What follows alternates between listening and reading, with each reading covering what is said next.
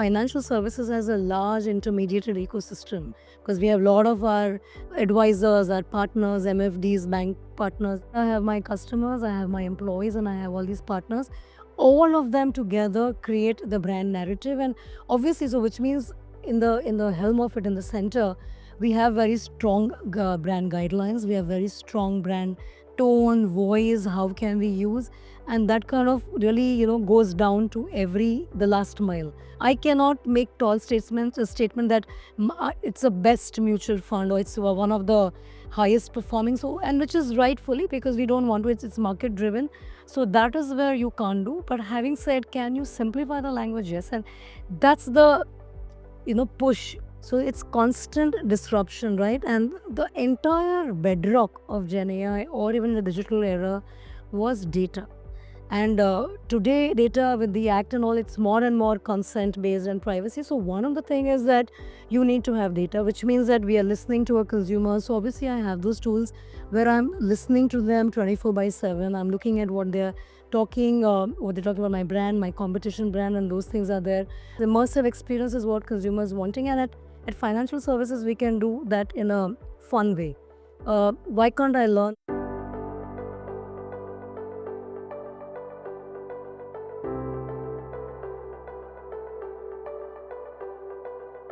Hello and welcome to the HT Brand Leadership Series, a series of one-on-one interactions with top brand and marketing leaders who share their industry insights and strategies that have helped shape their stories. Today, we are in conversation with a marketer who brings the rare combination of creativity, commerce, and customer obsession. Darshana Shah, Chief Marketing Officer at Aditya Birla Capital, has been instrumental in transforming the brand's narrative from financial transactions to life-enabling experiences. Under her leadership, the brand has grown into a unified ecosystem that simplifies finance for millions, all while keeping the customer at the center of everything. Let's dive into the mind and mission of one of India's most insightful brand leaders. Welcome to the show, Darshana. Thanks for making time for this. Thank you so much, Abhishek, for inviting me. I'm looking forward to your questions. Amazing. I'm going to start with a very simple question. At home, who's the better maths teacher? Like I was telling you, I prefer my husband doing it, not me. I love the creative side. Amazing. I want to just jog back to your earlier years when you were making a mark as a marketer in your early career days. What was it like? Because women and finance is often not seen as the best combination, although our finance minister is a woman. But things are different today. But a few years back, what was the perception like at that point of time? So see, my early journey has been in IT. I was in IT, Boston Computing. From there, I moved into retail. So I've done many years of retail. I was looking for my next challenge, and FDI didn't happen in India. Is when Aditya Birla Capital had reached out to me. If you ask me, for me, it is never say never. I was very clear I will not join any financial category, because I always thought it's very boring. It's suit boot. It's a very men, dominant category. And I came from retail, which was more fashion, more fun, colors.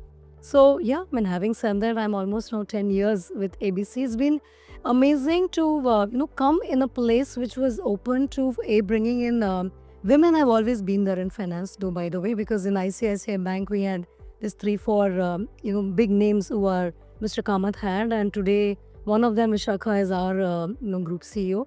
So women have been in finance. It's just that the category has not ever spoken to women. It's always very male-centric. So yeah, when I came in and I joined health insurance as a business, and that's where I started my journey. So amazing time I've had to, really unlearn what I've done, completely bring in my retail, my IT, all that experience over here, and just redo the way finance is done. In fact, IT also one of those spaces where you see men dominating more in the boardrooms. I want to talk about the transformation that you led at Aditya Birla when it comes to the brand narrative, which was more product focused earlier, and now it's, I think, more holistic, more customer first ecosystem. So what were the key insights that drove this shift? So see, for any brand, right? You first have to behave, because brand has values. Brand is like a human and is there to stay whether you are there or not there, right? So, 2016, when we decided to become one Aditya, one master brand, one brand called Aditya Birla Capital, which was providing so many solutions, whether it is insurance, whether it's investment, whether it is loans. And now we also have a fintech platform. So that was a time we were really looking for what is the category that this, because we are not a bank. We're also the largest NBFC, but minus the bank, so customer cannot do current and savings account with us. So that's the time, and our category is all about trust on one side, because what are we dealing? We are dealing with people's money. Financial services as a name is a category name. What consumers understand that this is a relationship dealt with money, which means there has to be trust. At the same time, we have so many regulators, because we have all three regulators for different kind of businesses. So keeping that in mind and building the trust, and coming from Aditya Birla, the conglomerate, so there were many dynamics which was there for this brand to really stand tall, to showcase trust, because it was also dealing with money. And we said the category we want to own is money itself, because nobody's really owning money as a category today, so people, so that was an interesting space when when I had just started, and we were building ABC, the erstwhile team. And that is what I have continued. It's just that the money conversation, Abhishek, has changed. Back 10 years back, people were still money, because money is I always say money is your value system. It's how you have been conditioned at home to look at money, whether it's frugality, the words like jitni chadar hai utne pair phailao. I remember I bought my car before I bought my house.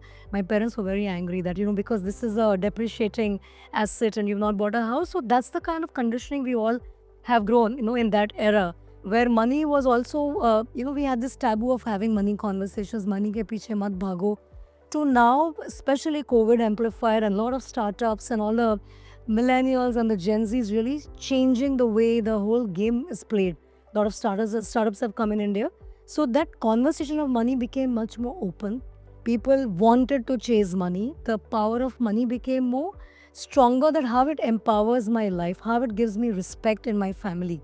If I am the eldest sibling, and if I am not earning, the one in my house, and these are the consumer conversations. So last year I did a huge research on it, and what are the new human truths on money, and these are the things which came out, that if my younger sibling is earning more, तो माँ बाप भी उसी को they पूछते हैं. So I get the wedding card, and many things. Plus women today also are independent.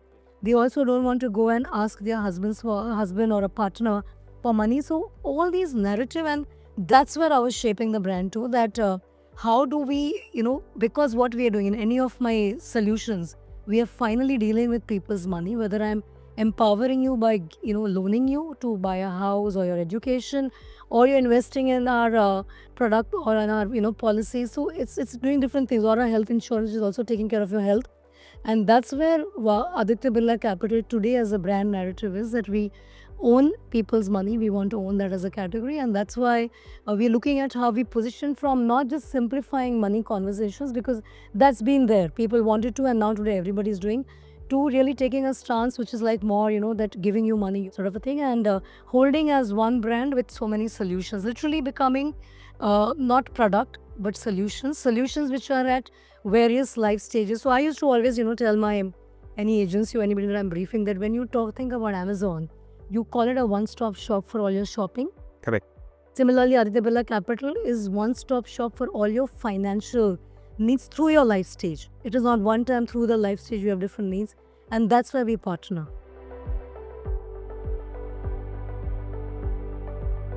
Understood. You spoke about making money a larger narrative, but if you look at the category, financial services often leans heavily on rational thinking. But when you look at your own strategy, when you observe this, it seems more deeply emotional, because you spoke about family members, you spoke about siblings earning more. So there is clearly an emotional element that you add. And how do you strike that balance between empathy as well as logic in all your campaigns? Oh, one category, and Abhishek, I come from retail, where, like I said, we were colors, we were grocery, we were living 52 weeks and different days, to a category like this, which is, first of all, it is highly emotional for the person who's investing in you. because they are either giving you their money, so they want that trust. That's why we have a very, and we marketeers have a very thin line of not becoming frivolous. I can't become like a cola drink. I can't become like a peppermint. So I can't do what CPG is doing, because it sort of becomes too much of fun. So you have to, but at the same time, I know the power of money that it gives you. It gives you the house that you were dreaming for, that education, or going for that vacation, or it could be anything. So that side of life, that slice of life, bringing that emotional connect, that what money, because it's an intangible thing. That mine is an intangible product. You can't feel it, but you know that you want your money to grow. So having that sort of a relationship is very different from any where I come from. I come from a product side, retail side.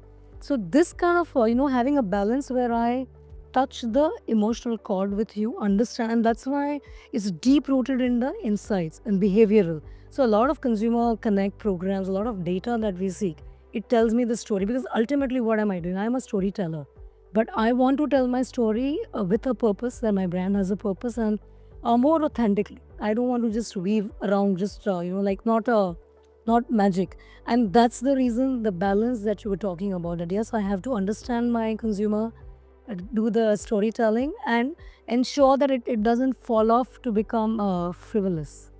Yeah, but because it's very interesting, because you don't have just one specific category in finance. You're looking at the whole universe, the whole bouquet. As you said, that you're partnering your consumer in every life stage of theirs, whether it's insurance or whether it's kind of a loan. But then it's also about unifying all of this together and giving a single message. So any challenges that you face when it comes to integrating all of these solutions and telling that story to your audiences? No, so we had started that journey, and of course, a brand is made by not by advertising, but every person in the company who's breathing, who's selling, who's talking, and also remember that financial services has a large intermediated ecosystem, because we have a lot of our advisors, our partners, MFDs, bank partners. I mean, you call it all of that. So at one hand, I have my customers, I have my employees, and I have all these partners. All of them together create the brand narrative, and obviously, so which means in the helm of it, in the center, we have very strong brand guidelines. We have very strong brand tone, voice. How can we use, and that kind of really goes down to the last mile, because finally brand is not made in what I advertise. It is what they talk, how they look, and it also culturally to us, where I have an advantage, that Aditya Birla Group also carries that Yes. legacy. So we have to carry that, and especially in the group, one business which has to really carry the trust part of it harder is financial services, right? So so that's where the whole brand playbook comes in. And the moment you have a well defined playbook, which is not held by marketing but every other individual. See, if marketing holds it, then I'm policing, and of course we've done that also when we started. But today it is very clearly one ABC. Every employee is one ABC employee. We are selling multiple products, and we live the brand. Understood. Any wins that you can cite from your past experience so far, in terms of while you're unifying this whole narrative? Any wins you want to speak of? Many, right? I mean, I think bringing culture, a brand-centric culture, a consumer-centric culture, driving the narrative, the way brand has to be seen, your brand identity. And last year, we brought it all together by partnering and sponsoring Olympics. I thought that was a big win, and a lot of pride. And consumers told us that if anybody could have been for Olympics, it is Birla Group.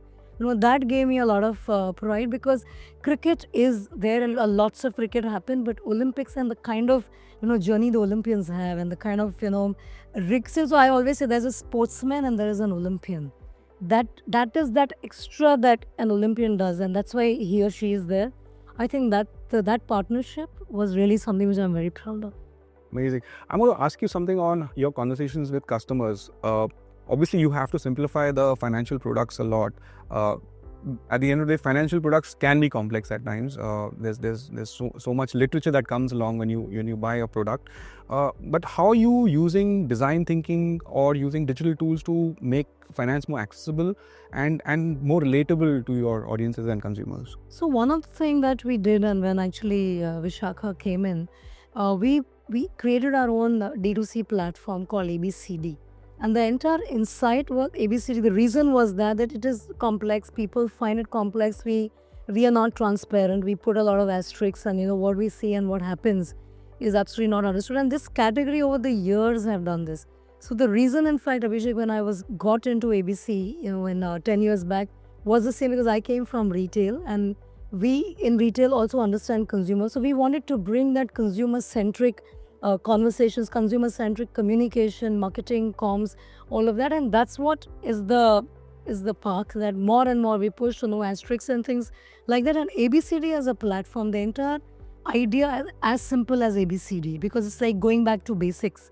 And that's where we use, and everything that we do, not just that platform is finally where my product surface and how the journey the consumer buys a product. But simplification is one of the core values to the way because we are a manufacturer at the end of the day. So we create products, we manufacture. So how do we do that? Keeping consumer in mind, and do they understand? So a more and more rigor over there. I am not saying that we are 100%, because you also have to understand there is a regulatory ask, there is a lot of compliance. In insurance, there's a lot of actuarial. So one has to constantly balance this side of life, which is also needed. At the same time, a consumer, this thing where we want to be very simple and clear. See, what it stops us from doing. I cannot make tall statements, a statement that it's a best mutual fund or it's one of the highest performing, so, and which is rightfully, because we don't want to, it's market driven. So that is where you can't do. But having said, can you simplify the language? Yes. And that's the push we always, I give it to my marketing team also, that my thing is very clear. If people sitting outside, and most of the outsider cabins are secretaries, if they have to read and if they understand, then aapka communication passes. So yes, we have to walk that extra mile. Understood.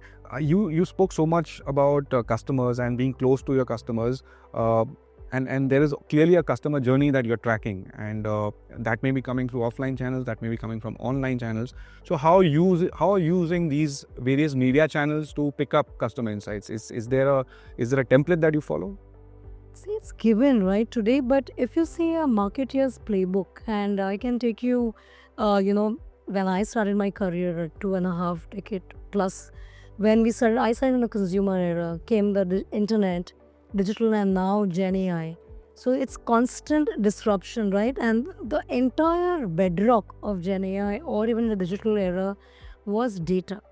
And today, data with the act and all, it's more and more consent based and privacy. So one of the things is that you need to have data, which means that we are listening to a consumer. So obviously I have those tools where I'm listening to them 24/7. I'm looking at what they're talking, what they're talking about my brand, my competition brand, and those things are there. How are we creating our discovery? Because in the plethora of, earlier it was few banks and few NBFCs. Now there's a lot of fintech play, a lot of microfinance available. So in that you have to be seen. The other thing that has really now become big is all your influencers and finfluencers, and they give tall claims where I don't think most of them have the experience also. And they are the guys swaying. So now you have to be relevant. People have to listen to you, look at you. So obviously, and the consumer. So what I always say, that there were times when I started my career where consumer was coming to you where you were. Today you have to be in their journey, right? So it's an omni-channel world. So obviously, data being the bedrock, and we have our listening tools, we collect data, we are fortunate to have first-party data, we have our analytics in place, we do predictive, cognitive, all of that to really, because the world is moving to personalization. So today it is not just knowing your customers, but also creating them into different persona and cohorts. Correct. Creating product which, your solutions which really help them, which is a win-win. Because today we are not pushing down, no more, and because consumer today is also well aware. You have, aggregator websites to go and read. You have your peer-to-peer reviews. A lot of content and data is available. Plus you have your entire intermediaries who's talking to you. So it's a clutter there also. In that, simplification, like you said, is important. In that, whom should I go and trust? In that, how do we communicate with them? So obviously all that data and how we use, and how do I get all the way my nudges are, my journey. So the journey that you're talking about, from discovery to onboarding you, to servicing you, engaging with you, and helping you whether in your moment of truths, whether it is your claim or your foreclosure, how have I really been, how have I simplified as one part, how have I empowered you, and that's why my app comes in. How do I partner you and not really push you, like if you want to foreclose, please foreclose. I'm not going to really, come in the middle of your way. So this is how we look at experience overall, and data becomes the bedrock of everything. Yeah, because see, clearly data is the new oil, but then somebody also said that the oil needs to flow. It can't be stored in barrels. So clearly you're using data in different shapes and form, whether it's in a qualitative or quantitative form. So are you... For your content, today I cannot do content in the spray and pray world is... Exactly. That's what I was coming to. Yeah, that I have to look at data. That's why personalization. Now the world is also moving to hyper personalization. Some of my businesses have moved. Some we are, putting the way, because, like I said, data, structure, unstructured. There's lots that you have to get it right. So, and then the Gen AI on top of it. Yeah, because what I was trying to get to is that people have started reacting better to financial content compared to 10 years back. So somewhere data is also playing its role, because earlier either you were in or you were out. Either you were in the conversation or you were not. But now people are trying to take that effort, trying to educate themselves, become more financially literate as they can. Hence, I think the data becomes very important, because you'll suddenly unearth new insights that this person is suddenly having longer conversations with you. Also, the accessibility, financial services, thanks to fintech, I think the fintech platforms have given access and democratized. Anything which gets democratized gets used more and more, and that's where the conversations start. But finally, when you have to invest or put your money, is where you're looking for the right partner. And in that moment of truth, is the brand standing out tall, is where I feel as a marketer is my role. Yeah, because see, your promise doesn't change. Your promise continues being the same. If you have to look at the future, Aditya Birla Capital is now a digitally forward company, and it's a brand, rather, a digitally first brand, from integrated apps to financial journeys. How do you see the role of digital and Gen AI? If I can expand, if you can elaborate more on how Gen AI will play that role, because at the end of the day, people are still going to be talking to machines and not people and not humans. So how will you bring the right balance when it comes to interacting with your consumers, not as machines but as humans also at the same time? I think today Gen AI is the constant buzzword, or the new sexy, as I call it. Today, if you ask me, it's still, because the world is learning together in it. Maybe some countries 4 months ahead, 5 months ahead, but we're all in the same boat, and it's still an enabler. Which of the areas that is really disrupting fastest today is MarTech and in the marketing, communication, because AI has been there. AI has been there since past, I think, a decade. We were using it in more in our CX and the experience side, customer experience, whether it was IVR bot, WhatsApp bot, all those things had started, but they were more text to text. Then came the voice to text. Today it is voice simplified. Today it is all on the go. So I see the disruption more and more when you are like, we were just launching our image bank. All this while, because human image, we have a very clear policy that we do shoot, we create our own bank. We don't use this Shutterstock image. Because if you in festive, if you put a print ad in your papers, you'll have everybody, if I cover the logo, the same family is everywhere. So it was a conscious call taken when we became One Capital as a brand. And that's a cost, because I have to do the amount of shoot I have to do. Now we have trained the Gen AI bot working with Google absolutely on my brand guidelines. So like in couple of seconds with prompt, because the new buzzword is prompt engineering. When Photoshop came in, people had to learn from CorelDRAW to Photoshop to Illustrator. So they were learning, creative tools. Today it is literally prompt engineering. If you can write good detailed prompt, I think anybody today, you can become create a whole film, and I can create. So that's the world we are moving to, honestly. So there is a lot of disruption happening here. So my images are on the go. I will stop doing the shoot. Videos are happening as we speak. So that disruption and giving real-time nudges. So I was looking at the whole Google playbook, where you can see agentic, where you can see the bots from discovery, listening, taking your data, creating content, creating regional content, and disseminating. The whole orchestration today can happen. The world is, it's out there. In a 6 months, year time, and that's where we have to move. So to me, AI is given. Everybody has to be there, and I am really getting my team to adopt. So what happens every time when a disruption like this comes? One is a new playbook that we are writing on AI, because obviously, like I said, we are regulated. We don't want to get trolled. I don't want everybody to start popping on the new moment marketing trend called Ghibli art, and then The new Coldplay concert. or the new Coldplay concert was a different. It was not AI, it was real. But having said so, yes, this is where we are. It is highly disrupting in the MarTech and the marketing communication area. It's just to get new capabilities, reskill the team, see how you are adopting this. And today it is still an enabler. I agree with you that you're not going to take out away originality. Your large campaign, your partners are not going away, but you are definitely going to rationalize a lot of today, here and now work. A lot of your content work will start being taken over by AI. Yeah, it has to reduce the clerical work. All the grunge work, Yeah. so to say. But it's an enabler today as we speak. I am strong believer of never say never. So tomorrow it can become anything, but it's a journey which is moving very fast. It's rampant and fast. Understood. So you spoke about Gen AI, you spoke about influencer marketing, you also spoke about virality of content in different ways. So how do you measure authentic brand engagement? And at the end of the day, what really satisfies you when you say, yeah, that's a success metric when I do a campaign? How do you define that? There are different matrices, but today what we've consciously done is, first of all, made the funnel integrated and one unified customer reach. So we are looking at any campaign, depending on if it is only performance and you're looking at only intent to conversion, that's one part of the story. But any brand led, I am looking at unified reach, because see, consumer is moving around. The devices have changed. You have TV to various size of things happening, and like you said, attention is not there. So keeping all that in mind, we look at only integrated plans, whether it is TV, digital, outdoor, or is it only in digital CTV? CTV is another.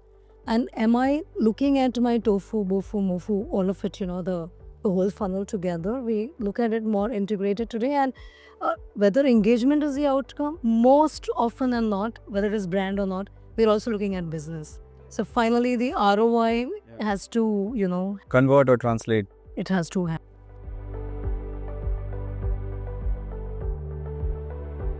So if you look at the way the platforms are evolving, how do you see the next emerging trend leading the space for financial marketing? Because financial marketing, whatever said and done, is a different beast altogether. Your conversations are different. You're relying on trust. You're relying on credibility. You're relying on past record. So what are the next 2-3 years looking at? How are you looking at the future in terms of this is where the trend would probably pick up? Is there any forecast that you have in terms of what kind of innovations are going to probably excite you? Currently, of course, like I said, everything is moving towards Gen AI. No, but I can tell you the other thing around marketing, right? What happens is your marketing has to move around the consumer behavior, and consumer today is learning from different categories. So if on Amazon I have learned in e-commerce to put one in my basket, the same thing they were asking in BFSI, that show me how can I add one in my basket, so make my journey simple. From quick commerce, I have learned as a consumer that the journey is transparent. It is in the restaurant coming to you 10 minutes. The same expectation was back to us, that when I'm doing my claim, give me the same transparency. So because consumer is taking different behavior, they are not saying that, okay, you are BFSI, so I'm ready to wait. But okay, it's quick commerce, so I want 10 minutes. The same instant gratification I wanted BFSI also, which means if I want my loan, can you give me in 2 minutes? If you can't give me loan in 2 minutes, there is somebody else waiting. So that is the behavior, and marketing has to move around that. So to me, answering a couple of your question, one is, of course, like I said, product-based marketing is dead.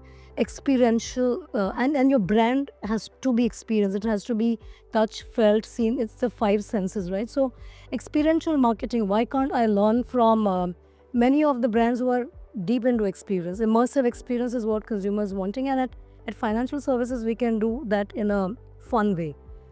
Why can't I learn? I was just telling my team the other day, why can't I learn from Labubu? Because Labubu dolls have done what? He has created, it's a luxury thing in a sorry to say, ugly looking doll, but yeah, it's scarcity, it's bought in surprise, and it's given you addiction. Can I not learn that? There is no AI in that. There is but it's a different playbook. It is working. How can that kind of thing, can I not bring that in financial services? Can I not bring that in my, in a new product which we are launching for women, for example? We have done deep insight. It's called Her. And can I not launch it to my partners, giving that in a box in a different way? Can I not unbox it? Can I not learn from Telephone who unbox, and Apple does it? So I'm saying this is what excites me.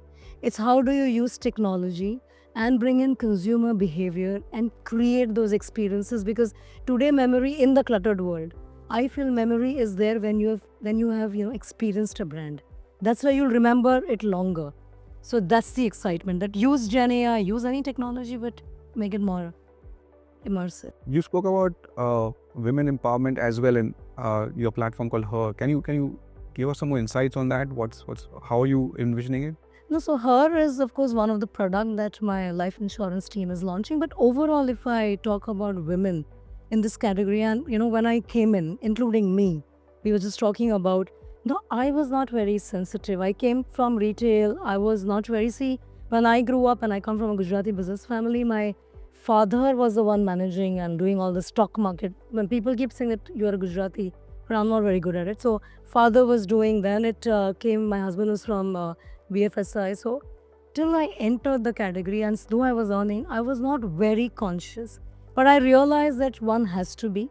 And I today see a lot more women being more aware. Of course, the resources are available, more opportunities to read, see, listen, podcast, everything, right? What we are doing also is that. So yes, today women are aware, and women are taking independent decisions.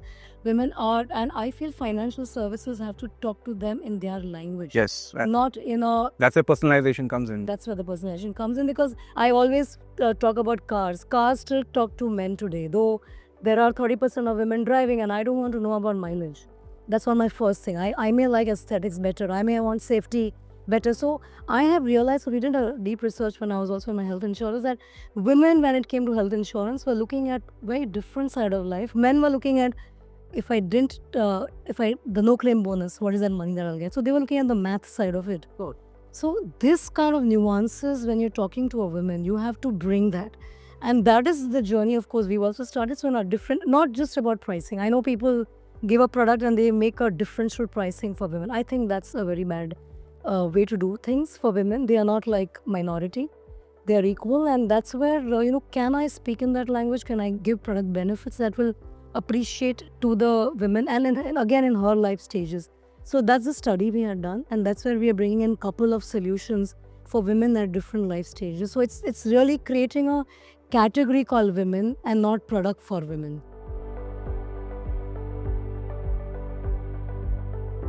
Correct, because it's very interesting, because you are in a category which is also about empowering India to lead financially and lead a confident life. That's the core of the brand. But how do you ensure it's just not a slogan? Because clearly you're looking at women as a cohort, but then the end of the day, you have to look at the entire spectrum also, whether it's a retiring individual or somebody who's getting his first paycheck. So how does a slogan become a reality for the customer as well as your internal teams? Also see, the category we are dealing with is trust, the consumer insights. See, but the moment I start becoming meaningful in your life, and the moment you see the promise, why do brands work? Because the moment I see the promise that I've told you before even you are buying, or your party advisor has told you, once you buy my product, if I deliver the promise, when I stand true for that, is where I start partnering, and that's where you'll buy more and more of me, right? So the confidence comes from there, that I've created product where I have deep rooted insight of consumers, so I know that it means for that. We also have to have the agility that if we've gone wrong, we have to pull back. Because that kind of agility and reworking, and I always believe in fail fast and learn fast, because not failing is not an option. Correct. It's not an option given in today's world, which means you're doing nothing. So I think when you work like that, you definitely start, and like you said rightly, that we mean from first jobber to that retirement all the way, and there are different life stages that is happening in there. So different part of my businesses come in at a different life stage. Like my housing finance business, we also go to the informal segment, because that's another new coming up segment which is really looking at housing and finance specifically, because otherwise the banks are not giving them. So that's again a huge opportunity. So there are different consumer segments, there are different product customized for them, and there are different moment of truths. Darshan, I'm going to ask you something on what you said earlier about Amazon, where you noticed how consumers are replicating that behavior even in this space. Do you also look at how Amazon has this column of comments and feedback? Are you also picking up comments and feedback and taking those comments seriously from consumers? Yeah, we have in fact a huge, and that at the group level, we call it as one is the absolute live feedback on your app, which is given today. I mean, app or website that is given. You cannot not, but we believe in our NPS, the Net Promoter Score, in every journey, whether it is a relationship NPS or a transactional NPS. We in every journey have embedded. So there's constant feedback and constant, and we look at what our promote. We measure our scores monthly for all businesses across the touch point, and it is taken in huge rigor serious. It is one of our board measurements, board KPI. So yeah, that way up, because it is given. Today you are living in a consumer world. No, I don't think anybody can create a brand saying that I don't want to attach myself. There's so much of data coming in, there's so much of information overload at times. So how does it help you navigate or pivot at times? Sometimes you get the great customer insight just from a comment or feedback. You know what, I didn't think of that. So I have a whole listening solution. Every team, so we have a large team listening, working then with the creators. So what are consumers talking? Where do I create my next content for? We are also using digital twin today, the digital AI twin. So we have a partner where I can immediately go and people like you, which was happening, but these are digital peer, AI twin, giving you immediate feedback. And it's amazing. You're not now today, we're waiting for 2 months of study doing qual data. This is just on the go. So this kind of insight, the constant culture of, listening, taking that data and then creating your communication, your content is where the game changes.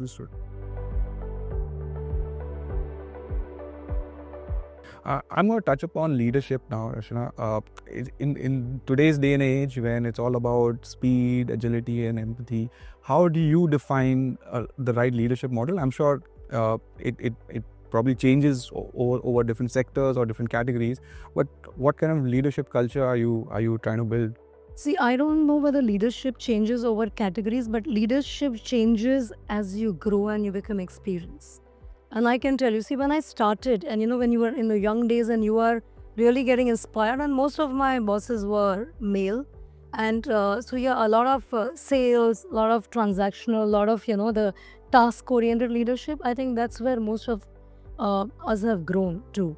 Then over the years, when you realize that the world has moved from, getting very task-oriented, I will still have that, but giving more inspiration, giving more empowerment, to now moving to more empathy, because today world demands, and post-COVID even, and more than that, Abhishek, the generation that is coming in. See, I work in a place where, unlike a startup, I have multi-generational workforce.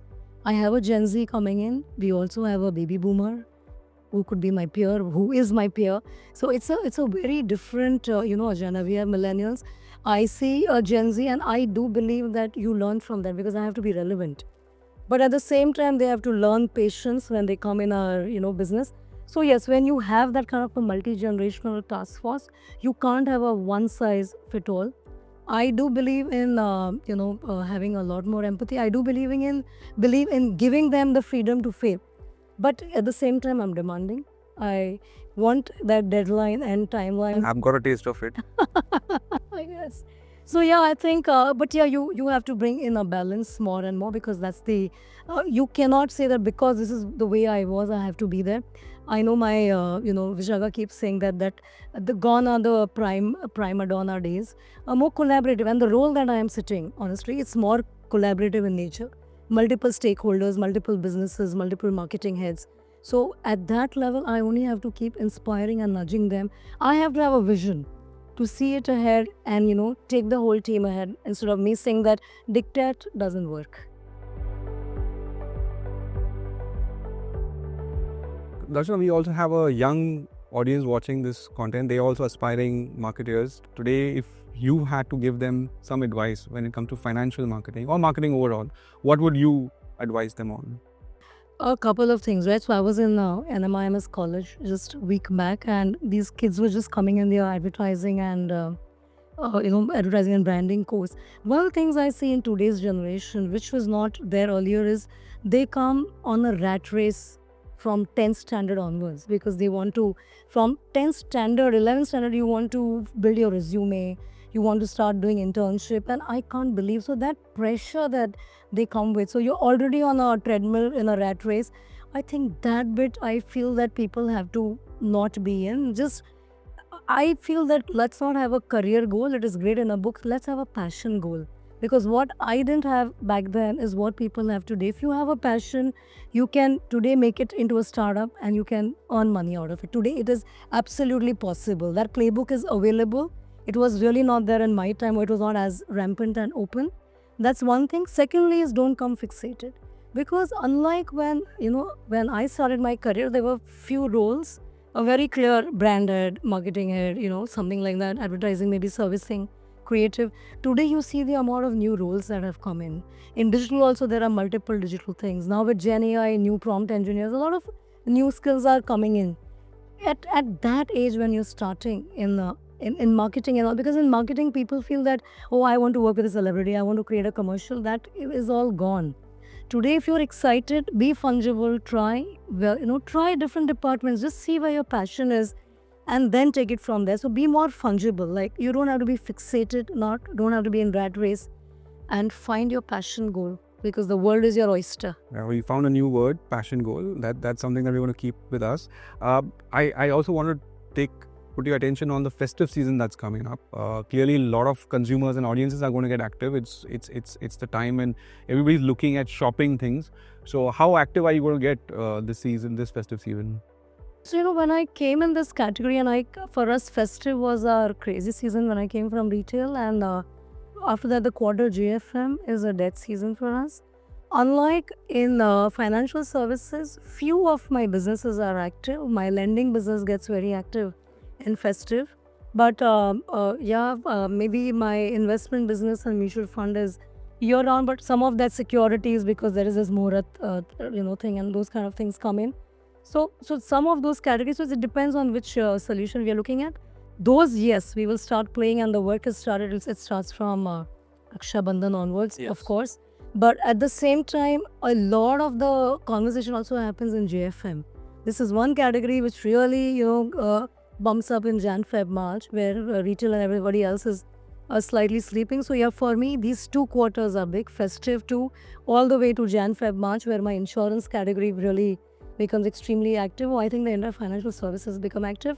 This season, it is not just about what I'm going to do on outdoor or TV, but just more digitally, how strong are we going to be? And the conversation too, like I said, how much more personalization we can bring in and speak in that language and not just go spray and pray. But yes, that's the way we are moving. Awesome. Darshana, we had a lovely conversation. Thank you so much. It was a pleasure, almost a masterclass from an Olympic marketer. Thank you so much, Abhishek. Thanks for having me. Thank you, Darshana, for being an Olympic marketer for us and sharing such lovely insights. Thank you for joining us on the HT Brand Leadership Series. Your journey is a powerful reminder that financial brands can build with heart by listening deeply, acting purposefully, and staying relentlessly relevant to their audience's real lives. We'll be back soon with more leaders shaping the future of Indian branding. Thank you and keep watching.